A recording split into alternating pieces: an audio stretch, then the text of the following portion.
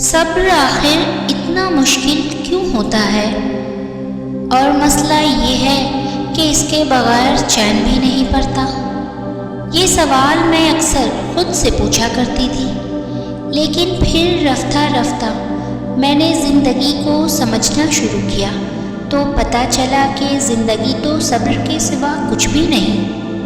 کوئی بچھڑ گیا تو صبر، کوئی روٹھ گیا تو صبر، کسی نے کردار پہ انگلی اٹھائی تو صبر، جو مانگا وہ نہ ملا تو صبر، ماضی ستائے تو صبر، اور کسی کا ذکر کرتے ہوئے آنکھ بھر آئے تو صبر۔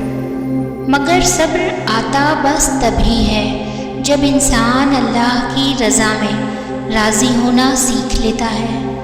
اور جانتے ہو، صبر کرنے والوں پہ اٹھنے والے ہر سوال کا جواب اللہ خود دیتا ہے، پھر چاہے وہ سوال ذات پہ ہو یا کردار پہ۔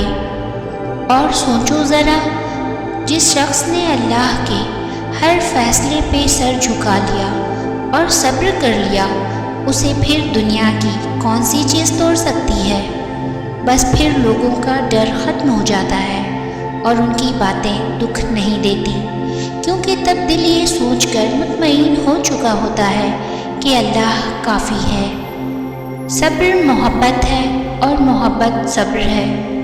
جس نے محبت کرنا سیکھ لیا، اس نے سیرب تک کا فاصلہ طے کر لیا، اور جس نے صبر کرنا سیکھ لیا، اس نے اپنے اور اللہ کے درمیان حائل ہونے والا ہر فاصلہ ختم کر دیا۔ اللہ نے جس کو جو سمجھانا ہوتا ہے وہ سمجھا دیتا ہے۔